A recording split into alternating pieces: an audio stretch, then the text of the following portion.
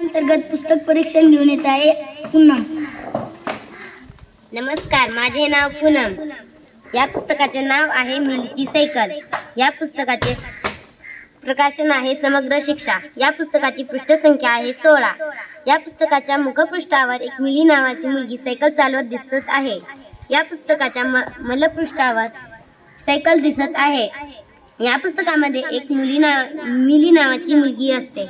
ती रस्त्याने जात असताना त्याला काही मुलं सायकल चालवताना दिसतात। ती घरी जाते आणि त्याच्या बाबाला म्हणते मला सायकल पाहिजे। मग त्याचे बाबा त्याला सायकल आणून देतात। ती मिली सायकल चालवत असताना त्याला सायकल चालवत येत नव्हती। ती त्याला आईला सांगते मला सायकल शिकव। मग त्याची आई त्याला सायकल शिकवते। मिलीला सीटवर चढायचं येत नव्हतं कारण की सायकल मोठी होती। मग त्याची मैत्रीण तोसिया येते आणि त्याला सायकलवर चढायला शिकवते।